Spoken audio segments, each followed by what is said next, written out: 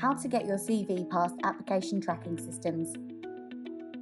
Before we get started, make sure you subscribe to our channel. If you're on YouTube, click the alert notification button, and if you like the video, please click like and share. Welcome to our latest webinar, Beat the Robots, How to Get Your CV Past ATS Screening.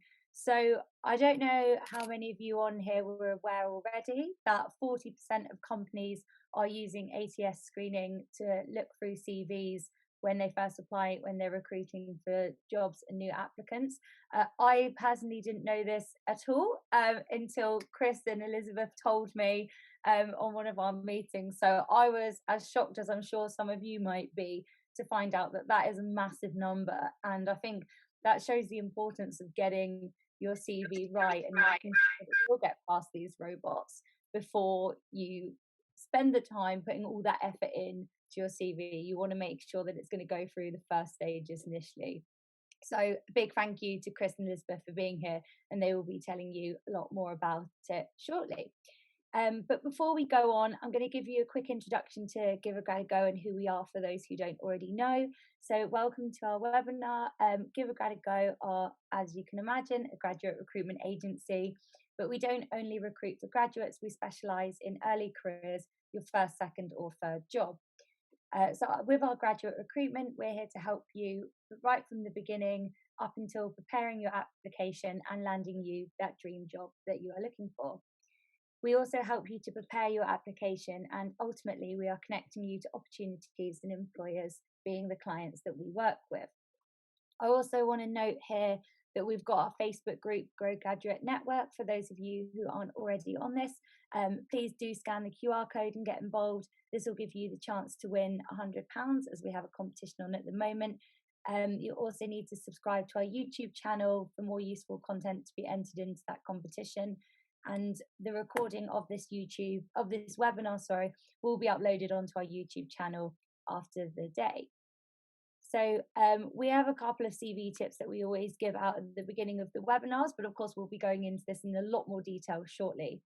So firstly, do your research, find out about the company, make sure that you're being specific when you apply for these roles, and stay informed about what they're doing. It might be that the company has just got a massive amount of funding, in which case you want to be talking about this during the interview process.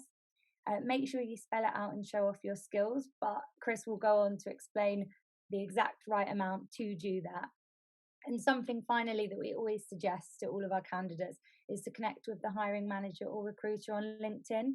Whatever job you're applying for, you want to be getting your name out there as much as possible and making sure that they notice you. Because as we'll go on to discuss shortly when we go through CVs, there's an insane amount of applicants at the moment and so many candidates. So it is really important to make sure that you're there messaging, showing that you're really keen for that role specifically when you apply. So you might be thinking, what types of jobs do I apply for? Maybe you've just come out of university and you're not sure what you want to do. This is something else where Give a Grad a Go can help you. In the past year, we launched 361 new careers. And as you can see, in a range of over 15 sectors, and 9 of those, interestingly, being in small, medium enterprises and quite often in the tech sector. So things that we suggest over time is to look at what have you enjoyed in the past, what industries are you interested in, what experience do you have, how your degree can help you get a job, and whether you're interested in working for a startup or a larger corporation. But without further ado, we'll go on to the top tip number 1, because I'm sure that is why you are all here, to find out how you can get your CV past these ATS robots. So the first thing that we suggest is to use keywords customized to the job. So I'll let Chris, without further ado, a big introduction, and thank you to Chris and Beth for being here today. Thank you. And Chris, what have you got to say on the first tip for using keywords customized to the job? Thank you again, Katie.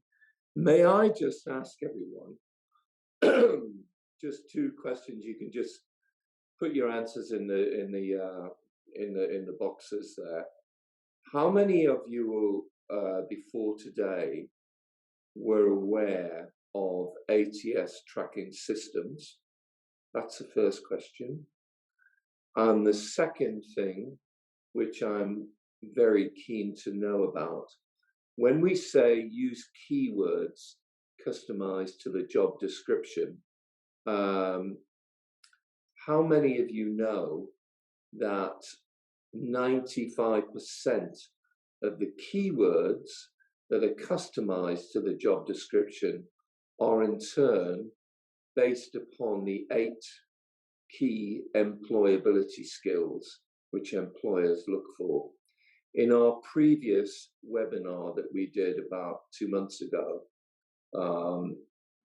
with Katie and her team, we know that less than 3 of the 120 people in the webinar had even heard of the expression employability skills.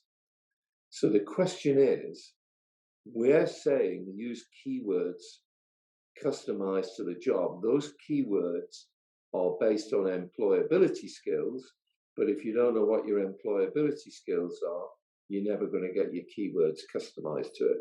Now, the good news is for you guys, everybody here today, that at the end you will see that with Give a Grad a Go, we have created a whole new course on how to get a graduate job.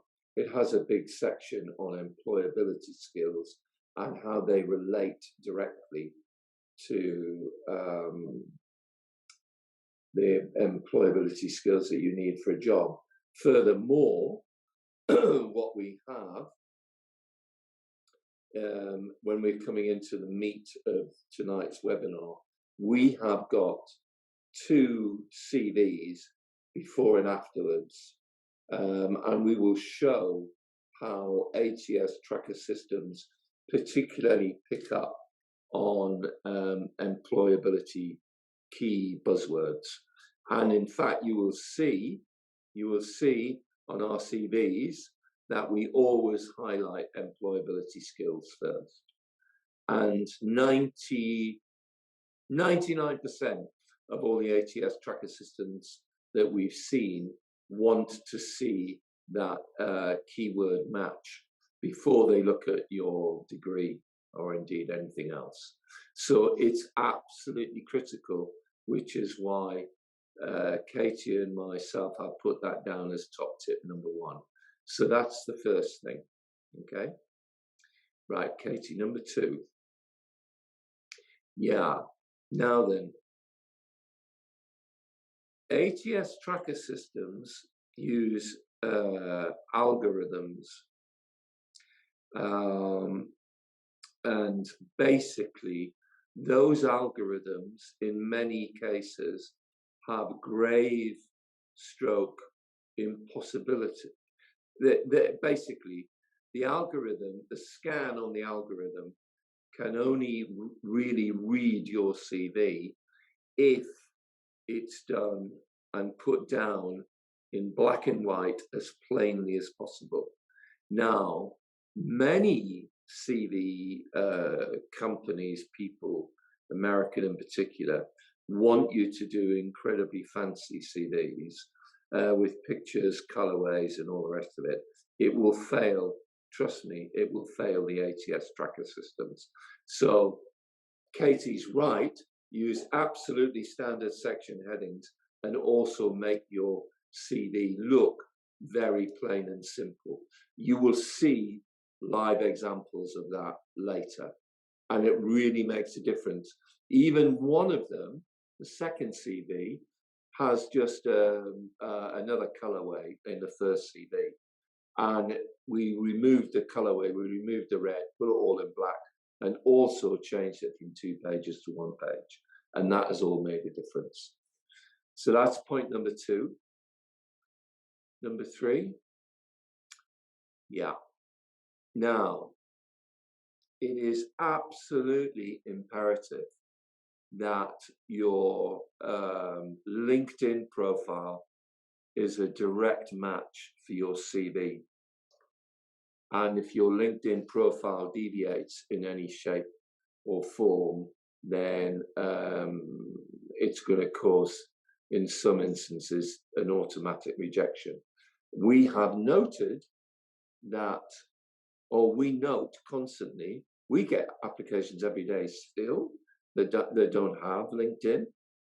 I checked with LinkedIn 10 days ago. There are only in total 200,000 graduate CVs out there. Now we know there's about 600,000 graduates looking for jobs. We know that every recruiter, every company checks LinkedIn. LinkedIn is increasingly used as a direct recruitment methodology and is certainly used by recruiters. I mean, the guys that give a grad a go, when they're talking to the clients and they're sending your CV over, then they go, just, hey, look at the guy's CV as well on LinkedIn.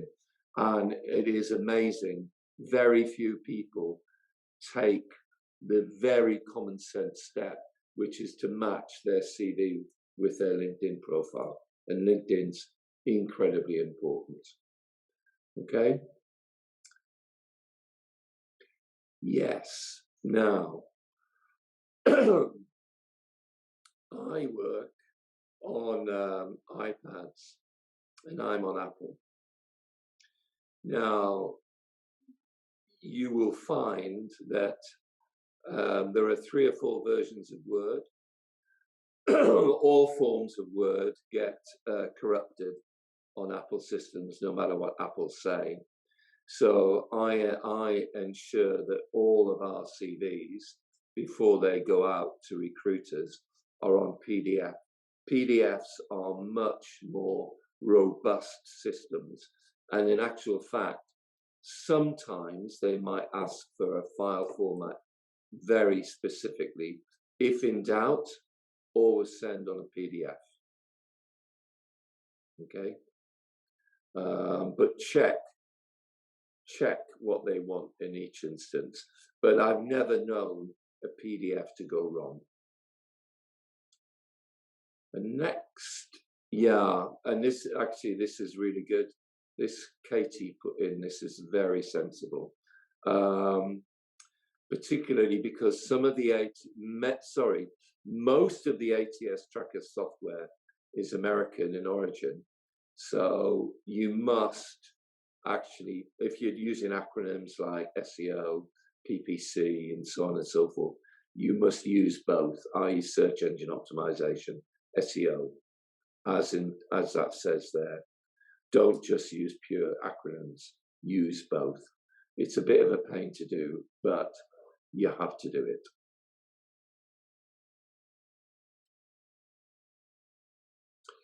Yeah.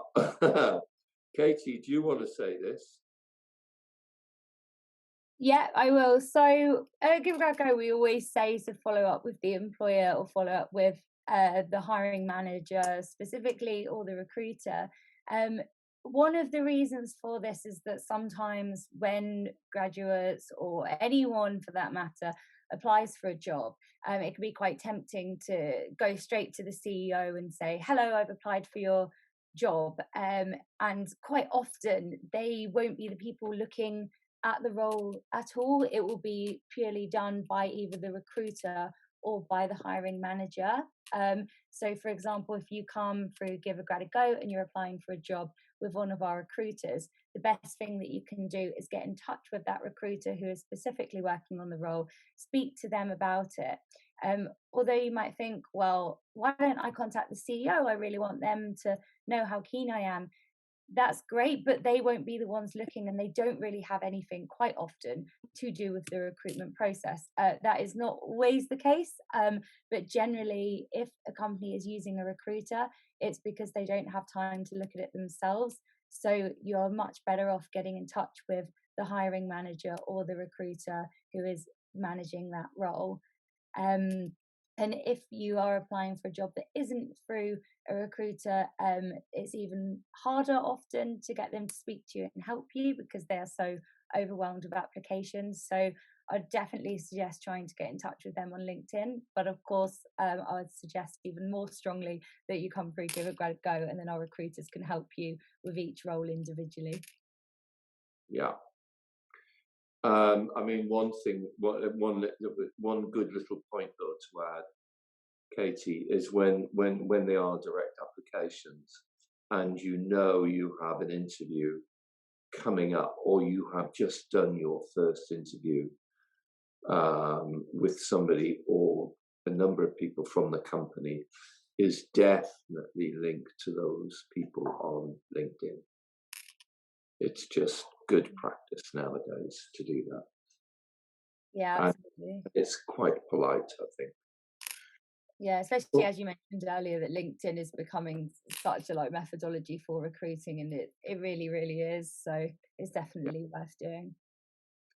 Right. So let's get into the meat of things now. I tell you what do we think? Anybody got any views on what we think about this CV as an example of a good CV?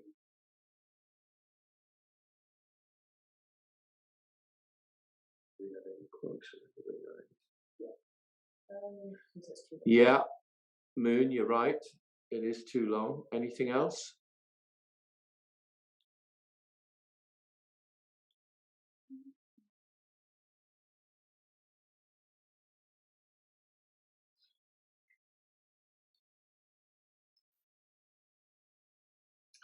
This is a very high-powered graduate.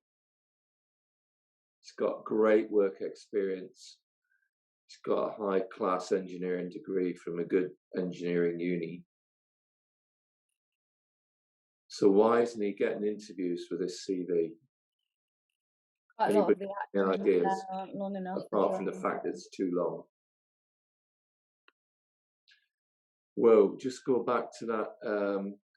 What was the one before Ian done? What did that person say? So Richard has said that the skills aren't the main focus at the top of the CV, and Ian said, is it because the CV's too clogged up? Richard, you should be a CV writer. Right, this CV has a number of issues. It is too long. It starts off, the only good thing about it is the personal profile is one line, which is what it should be. But it starts off with his education. He has got some good work experience, but he should have put his key skills first. Let's switch over to the, right, oh, by the way, so therefore he's applying for all these roles. He's not getting anywhere. The ATS Tracker Systems are chucking his CV out. He only got a 50% match rate of 40%. A good ATS tracker system, many of them let you have them for free for a month. They all, the very best ones, you put in your CV, you put in the job, and they give you the current match rate, and then they show you where it's missing. And then you can literally alter your CV, and once you get up to a match rate of 85%, you will get an interview. That is, of course, assuming, as I say, that the key skills are those which are necessary for the job. So let's have a look at CV number 2. Okay, now he still was. Go on. Hi, so I rewrote, I should say, this CV. As you can see, it's still over 2 pages. The reason why that is obviously he's an engineer. Well, he is applying for engineering jobs, and he has a lot of relevant work experience. So we needed to keep all of that on there, which made the CV over 2 pages. But the key word here is relevant work experience. We don't need, anything maybe I'll say pre-uni, but anything that isn't relevant to any job you're applying for, we would just take off, and obviously we would try and condense it into 1 page. But because he just had such great work experience, we just fiddle around with it. We put his key skills on top, his employment history, and his education actually came in last, because when you're applying for these jobs, they're automatically going to assume that you have the relevant qualifications to be applying for it anyway. So the one thing that they want to see is that you have the skills and you have the work history for it, and everything else should be at the bottom or on the 2nd page, assuming you need a 2nd page, because like I said, relevant work experience. I mean, what we did, we had to truncate. The next CV is a bit better, but we had to truncate those key skills. But in actual fact, this is now getting a 75-80% match rate just by putting key skills first, but also, most importantly, putting employment history. And as Beth said, I mean, the critical things in these project management, he's going for project management with an engineering company. Every interview is actually, tell me about when you were working here, tell me about when you were working there. They're not really interested. Once he's got his 2-1 from his uni and he's got good A-levels, it's all about work experience. And he has got fabulous work experience. So the ATS trackers catch that as well. And in fact, we rewrote the work experience once we put this CV through 2 ATS tracker systems, but it's working. It's working really well. The second one is even more direct though. So here is CV number 1. Very, very bright guy, really bright guy. Lots of work experience, speaks fluent Mandarin, degree in physics and philosophy, and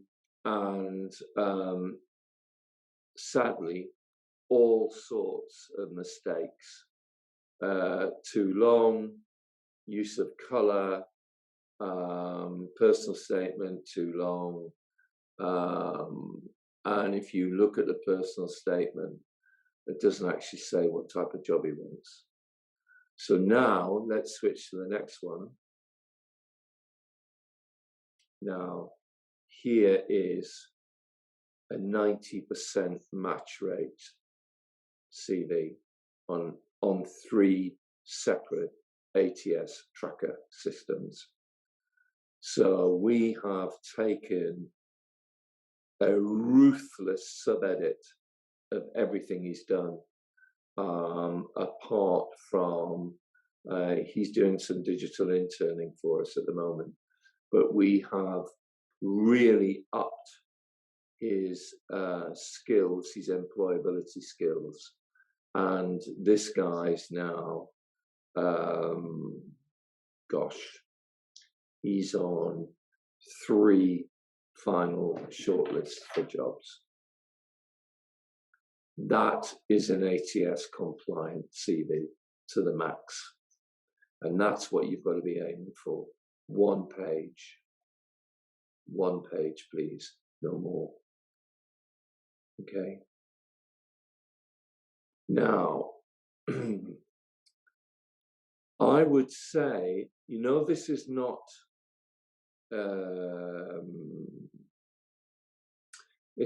really rocket science. The ATS tracker systems are only 1st generation systems, so they're kind of very primitive algorithms. They're not like the algorithms that Google uses in Google Analytics, or the stuff that Facebook use, and they push all those ads out to you. But they're pretty simple. But if you take the trouble to create an ATS compliant CV, and as Katie said, 40% of all companies are now using ATS tracker systems. 95% of times top 100 companies are using ATS tracker systems. So if you're going for a job with a blue chip graduate scheme, you have to have an ATS tracker in there. We didn't put the CV in there. We were coaching a girl earlier this year who wants a summer role in an investment bank. And I mean, she had the CV to die for, but she wasn't getting anywhere. She was just being rejected. And all we did was redid her CV with her. I think she paid 25 quid for ATS tracker system software for a month. And inside 4 days of us changing it, fiddling with it, she first of all got the match rate up to 80, then we fiddled again and got to 90. Then we changed her LinkedIn and she got 3 interviews with investment and major banks. And she's got her summer internship. Because she's got her summer internship, she'll get a graduate job, because 90% of the people who do those summer internships get offered a graduate job afterwards. So, I mean, really, it is absolutely essential that you do it. And it's part of the things that you have to do nowadays. It is sad, we find, that so few universities talk about this, and Give a Grad a Go are the first people. Katie picked this up as a subject to do after the last webinar, when we were talking about employability skills and ATS tracker systems, and people were coming in saying, oh my God, what's an ATS tracker system? So that's why we decided to do this webinar. But Give a Grad a Go are the only company out there who are advising grads and students, final year students like you guys, to make sure that your CV is ATS compliant, which is great and well done. Give a Grad a Go. That's what I would say. Now, I think that the main part of all these webinars, and the bit that I always love the best, are the questions. I love to be able to answer questions. So guys, why don't you just open up and ask away anything you want, anything and everything. We're here to help. So we've had a question come through. Somebody's asked, they noticed that some of these CVs don't have a key achievements section. Is that unnecessary? Well, what is a key achievement? I mean, a key achievement, you won't see a key achievement as an employability skill. You're inside your employability skills. And by the way, this whole thing about employability skills will be inside the course, which Katie's going to give you access to. Now, I guarantee to you that somebody in an interview will say, oh gosh, name me what your key achievements are, right? But I think key achievements is a subset of what your employability skills are. I mean, to some extent, they are one and the same. But for instance, getting a first is not anywhere recognized as an employability skill, unless it's a first in medical physics and you're going for a job as a medical physicist. So key achievements, have it, know them, but that's for actual interviews, not for CVs. We have found, I don't think you'll even find, I know all the ATS tracker systems, I mean, you look up online and you'll find them all in a minute. I don't think they even recognize the term. I may be wrong. What would you suggest to people who wanted to make a section about that but not call it key achievements? Would you call it something else, or would you leave it off altogether? No, I'd put it under your employability skills. Let me just think. Right. They will always talk about every CV, every job ad in the whole of the world mentions teamwork somewhere, everywhere. Oh, teamwork is a key requirement, right? Now then, a key achievement, right, writing it as a key achievement, one might say, I have been a member of 12 different teams at school and university. I have led 3 of the teams, was a member of 8 of them, and that you can say is then you can see that it's achievement based, right? But it's not said as such. What I am keen on all of these skills that you put in, that you put numbers next to them though. It's not sufficient to just say, hey, I'm great at teamwork. I want to see how many teams you've worked with and what you did, how many you led, how many you were a member of, and so on and so forth. Another question. So Ian's asked, I'm not sure if everyone else can see the Q&A, but he said, what about if you've got limited work experience, or for some people who might have no relevant experience at all? Should they stick to those key skills, or should they sort of look at changing their CV a little bit? Now, this is a massive question, and it's a really, really, really, really great question. Now, if you don't have, right, Ian, if you can come on, if you can just share a bit more about yourself. Are you, because this is a really good point you've raised. Yeah. Right. Now, have you got work experience without it being formal work? In other words, in your time at school or university, have you had a number of what one might call employability experiences without you doing formal work experience?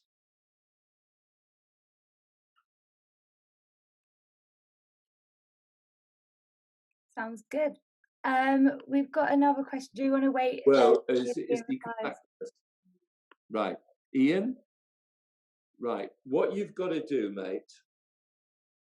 It is not necessary to acquire. This is a good point. It's a brilliant point you've raised.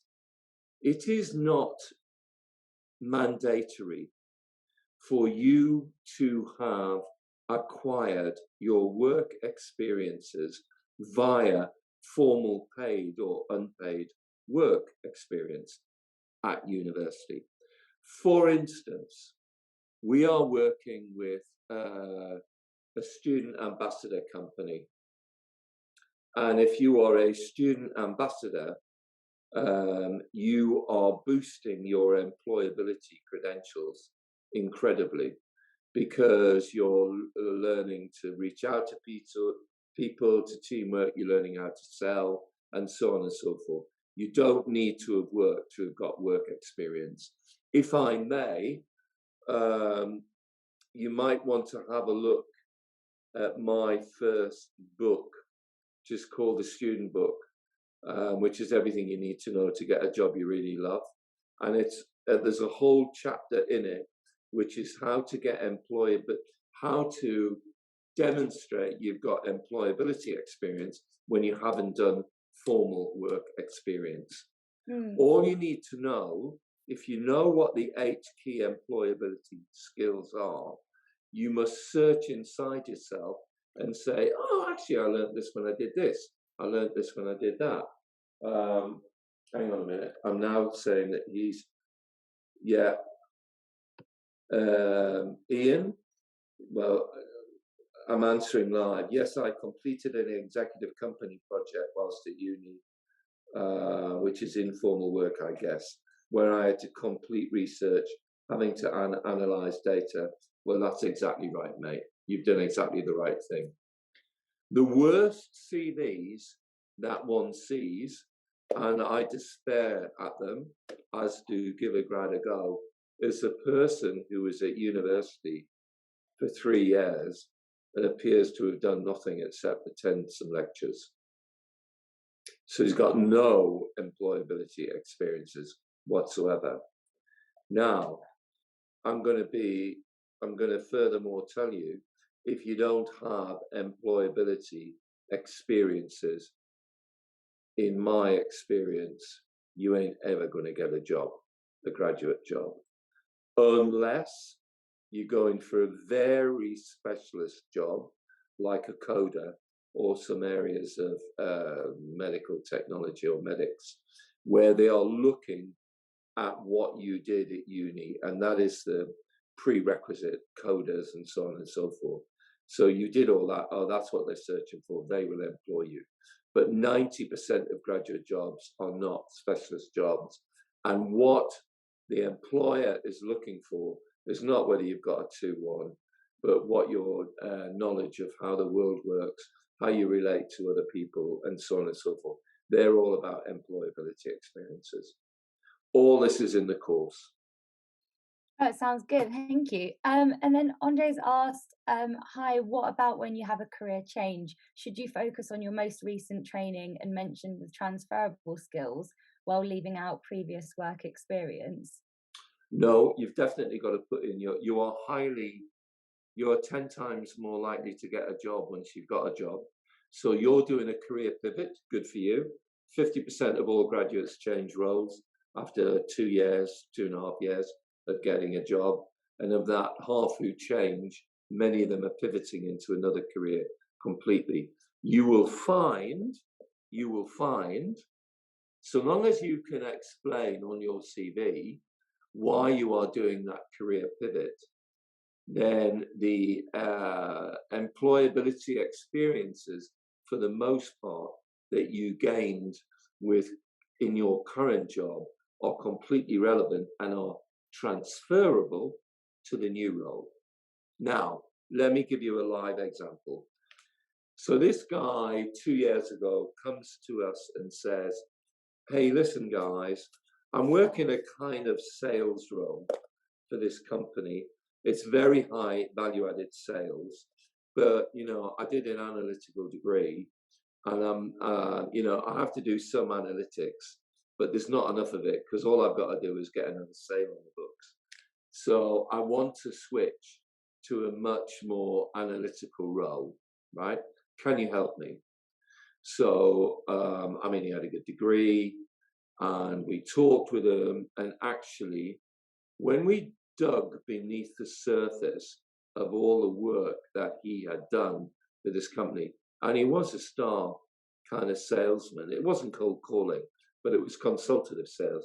It was in media sales, high-end media sales, right? We found that we could recreate his CV in a much more analytical framework, emphasizing his analytical employability skills, putting hard numbers to that, right?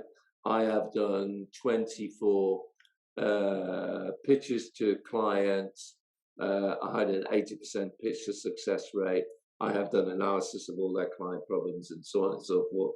And literally, he got a job with the UK's largest market research company, because they said, oh, great. So actually, as you've been working with clients, so you can talk to clients, yeah. But you want a more analytical role. Yes, because that's what I enjoy the most in my job. And they said, yeah, well, that's fine. We can do that, because we can see in your CV that you've got analytical skills in your job. So definitely 2 things. Yes, do a pivot. Yes, just make sure that your employability skills for your new job, in this instance, it was analytical, emphasize that. Definitely always put your current job in. The hardest job you will ever go for and ever get in your entire life will be this first one. Once you're on the ladder, it's so much easier to get up it. But getting on is tough. Absolutely. And someone else has asked for this, it's quite a specific one, but it might be quite relevant to anyone else who is looking for a career change, and in doing so has done some qualifications as well. So Carfa is looking for a career to shift and has recently completed their Masters in International Business and has 2 years of experience in recruitment. I think just from that information, there's plenty of employability skills that you could definitely mention from recruitment. And they've asked for any advice on how to draft the CV. And with that specific information, what would you highlight? Right. I could give you a 1-hour answer to this question. I suggest what's the name of this person? Karthik? Karthik, what you should do is look at the whole graduate course, which you're going to get free at the end, and it will show you how to look at what type of jobs will suit you best now, the 3 types of job, what the employability skills for those 3 types of jobs are, and how to craft CVs that are appropriate for your new job. Now, when you have done all of that, if you want some specific help, reach out to us and we'll help you afterwards. But we created the course, and by the way, we're on 3,965 people have now taken it, and we know directly of over 25 people have got jobs, and it's getting 5-star reviews. It runs on the Future Learn platform. Then it's designed to help people like you. Next question. So one of the questions that I think will be really good for, based on like what we've had already on this webinar, is what advice would you say for people that have big gaps in their CV? Does that get picked up by the automated tracking systems? Yeah, it does. It won't matter. Hang on. It won't matter if there is the match on the employability skills, but you better have your answer ready for when the first question, when question number 3 comes in. Hey, why have you got this gap in your CV? Now, nobody will mind those gaps so long as there is a reason for those gaps to be there. They might be career break with events over the last 18 months. Quite a lot of grads have had to help their families. Quite a few grads have had COVID. Some have had long COVID. But you mustn't say nothing. You must have an answer ready, because you are going to be asked it straight away. It's going to come up. Yeah, definitely will. Somebody else has asked, is qualification and employment experience outside of London, does that have value to get a job in London with some additional courses done here? So I think what they're saying is if they've got qualifications and employment experience not in London, would it help to get a job in London if they did have some London-based courses? Well, you're talking to a guy who, although he did his, he went to university in London, was a born and bred Geordie, and he managed to get a job in London. And his only employability experiences was working for the local council. So the fact that you may have got your job experience in Middlesbrough, Stockton, Scotland, Cardiff, or any point of these islands, or indeed, as you saw with Aaron, Aaron's a British national, but his parents live in Malaysia. So one of his big work experiences within Malaysia does not matter at all. Employability experiences are employability experiences. It ain't no. Yeah, no, that's brilliant. And do you think, sort of going on from that, do you think there's a difference in how you should tailor your CV when applying to a large corporation versus a smaller company? Because now we know that quite a lot of companies, big or small, are using the ATS. Well, I'll tell you what, if you're applying to a big company and you haven't stuck it through a tracker, trust me, you aren't going to get an interview. It's as simple as that. So you better do it. In fact, you have to do it. It's de rigueur. Because let's take a really horrible example. Let's take a major investment bank, a blue chip investment bank. End of September last year, they said to us they had received 66,000 CVs for 35 jobs, graduate jobs. So, you know, unless you've got an ATS compliant CV, you are not going to get a sniff. It's as simple as that. So then logically, why bother doing 2 CVs? Just do the 1 CV, because your recruiter will thank you, because you're edited, you say precisely what you want in 1 line, your employability skills are matching the job on offer, and there is much more reason for the recruiter, who can be your best friend, by the way, and is working entirely on your behalf for nothing. Just do 1 ATS compliant CV. Yeah, for sure. That sounds good. So someone's asked, where would they find the trackers that we mentioned earlier to run for their CV through? Right. Is it If simple you do a Google search? search, do ATS Tracker System Software, and you'll get a number. There's one called Job Scan. There's 3 or 4 of them. They're all American. They're all good. Some of them are even free for a first month. They take your credit card, but you can learn everything you want in a fortnight, and then cancel your credit card. But even the ones that only charge 25 quid. It's the best 25 quid you'll ever spend. Particularly the one I love. I don't know whether it's Job Scan, because Job Scan, I'm loath to recommend one, but the last one I looked at, which was actually for the girl who wanted a job in banking, the job spec was incredibly detailed. So she fed her first CV in, which we had done, by the way, I must say that, and then put that in, and we got a 55-60% match rate. But then this tracker system just said, oh, change this, change that, change the other. We got her up to 85%, and then, wow, suddenly she started getting interviews. And once she started getting interviews, she got a job. So have a look at 2 or 3 of them. I mean, they're good value. They're good value. I don't think there's a British company. I mean, in America, everyone is now putting ATS systems in, because of course in America, with a population of 350 million, you're on the West Coast and you can apply for a job on the East Coast, so they've all got ATS trackers in. They just can't cope otherwise.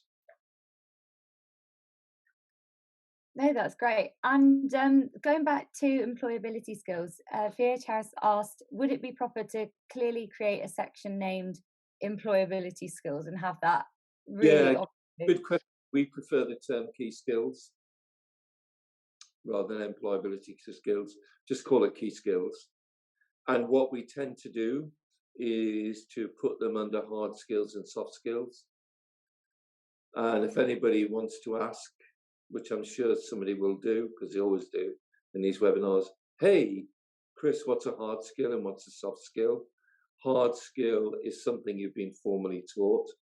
Analytics, literacy, numeracy, and so on and so forth, you've been taught it in school or uni. And soft skills are all up under the term emotional intelligence, and it's your ability to work with others and then to understand yourself. So sometimes we even put, we call it hard and soft skills. But I tell you, here's the key thing that you should do. So let us say you are going for a job in digital marketing, right?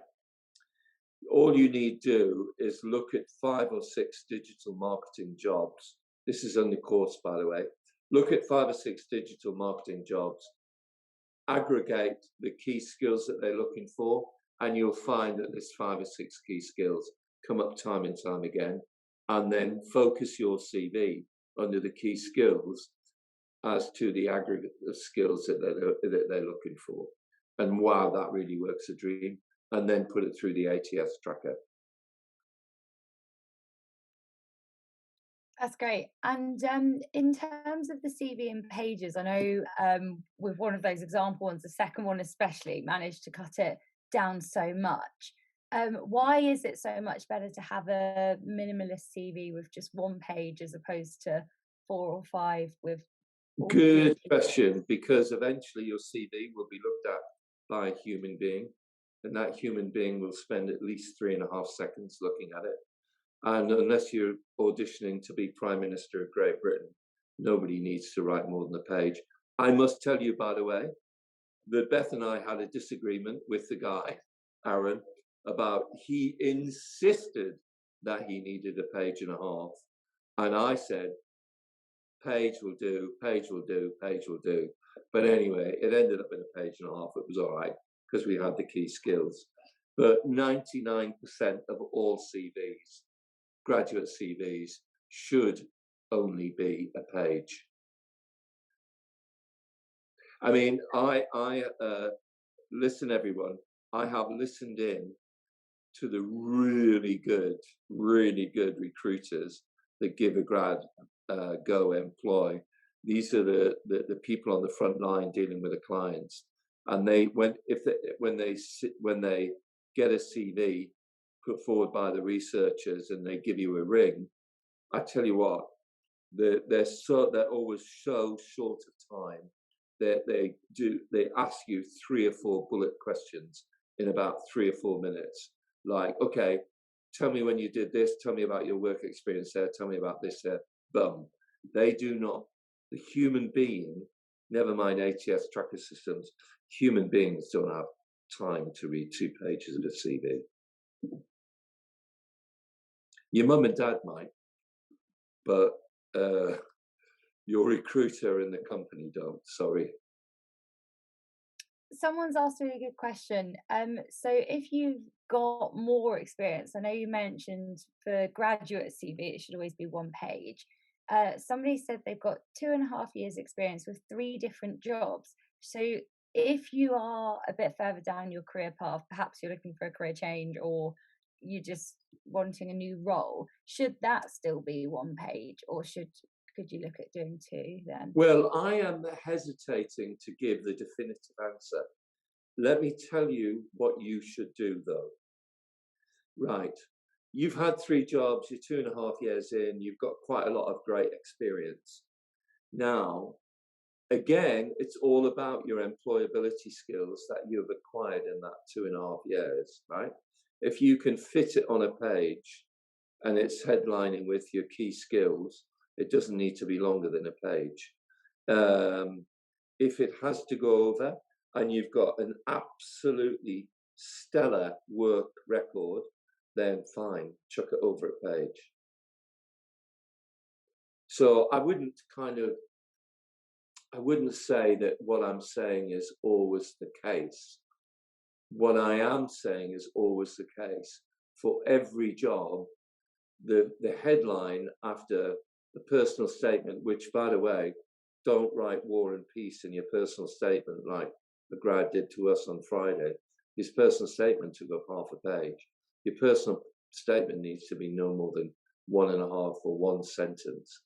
Then put your key skills in, then put your job experiences, and then put your uni and A levels in. I mean, if it really has to go over a page, then so be it. But I find even 2 years in, you can get most of them to a page. However, I'll neatly contradict myself. We've just job switched somebody 3.5 years in, and they were all pretty heavy project management roles. Now, in each and every instance, he was getting personal interviews, and actually he needed the 2 pages. He needed the 2 pages. And there wasn't, I tell you what, there wasn't a missed word. There wasn't 1 word that wasn't necessary on that CV. Yeah, that sounds good. Someone's asked as well, this is a really interesting question that I definitely hadn't thought of. They said that their CV is 1 page, but they've split the page into 2 columns. Will that get picked up negatively by the ATS system? Some will, some won't, and the answer is stick it through an ATS system tomorrow morning, and you'll soon find out. Yeah. I would suggest it probably will, certainly with some of them. And is that the same with I know when we looked at the CVs earlier, some of them have got like lines in between the different sections. Can that be picked up negatively too? Oh, yeah, you're right. We just had that 10 days ago with one. I'm just going to turn to Beth. Can you remember what that CV was? We had put too many lines in a particular CV, and the ATS tracker in its algorithmic, it basically said cut out some of the lines. Yeah. Oh, that's good to know, because we've seen a lot of CVs as well that come through with those headings, and it does look so neat, but I guess that means nothing when it's not going to go through the ATS properly. Yeah. And it might be our final question, because I'm conscious that we're getting to the end of our time. Somebody's asked two really good questions actually. What, and I guess this could also be, if any, personal information should you include on your CV? Definitely not address. Definitely no need for date of birth. The only personal details you need to put in are your mobile number and your email. That's it. Right? And Beth's whispering in my ear, like a good ATS tracker, you've definitely got to put LinkedIn. And the best way of putting your LinkedIn profile is just to put the word LinkedIn as a hyperlink. No other person. Yeah. By the way, your LinkedIn profile, don't put a picture of you with your top hat on from uni, which some graduates do. You're not at uni anymore, so just put a normal picture in there. Sounds good. And actually, I'll tell you something else as well on that. I think it's now really strange if people don't put a picture of themselves on LinkedIn. It's kind of like, what have you got to hide? It's just odd. I think it's just odd. I mean, everyone can do a decent picture, or they can get a mate to take them. It's just head and shoulders, but preferably smiling, looking nice. And it just, because people look and they go, oh yeah, that person looks nice. And kind of like this thing, I talked to somebody the other day, and I said, why do you have your picture on LinkedIn? And she gave me some explanation, and it was all kind of, oh, I don't want blah, blah, blah, blah, blah, blah. I said, yeah, but you know, human beings are going to be looking at your LinkedIn profile. Just have a little picture. It's just a little tiny, tiny thumbprint picture, but it does work. It does work. They're on there for a good reason. For sure. And talking of pictures, Carfix asked, what about if you have a QR code for connecting your LinkedIn profile? Mate, I don't have a clue. Some of them, only the tech jobs will have QR codes. So I think QR is still up in IT, AI wonderland at the moment. But in 18 months' time, they'll be commonplace. That sounds good. Thank you. And for everyone that's been listening today, massive thank you. And on the topic of QR codes, we will be sending a follow-up email with the QR code to the online course, How to Get a Graduate Job, that Chris mentioned earlier, and to all of the other things that we've been discussing in this webinar. And Chris and Beth, thank you so much for being here and sharing. I know I've definitely learned a lot, and I hope that everyone else on the webinar did as well. And if you do have any questions, please do get in touch with either of us. I'll send over our LinkedIns as well. Yeah, reach out to us, and I hope you all found it dead use. I hope you all found it useful. Now, Katie, who is really excellent at organising these webinars, I'm sure if there are subjects that you as a bunch of people want to have another webinar about, please reach out to Katie and myself and say, hey, what do you think about this? What do you think about that? I mean, good news for all grads, by the way, is that the graduate recruitment market has fully recovered. But if you're searching now, you've got to be super searching now, because of course you're going to have 500,000 people coming out in June who are just coming out now. So get out there now. But anything that you say that you would like to know more about, please reach out.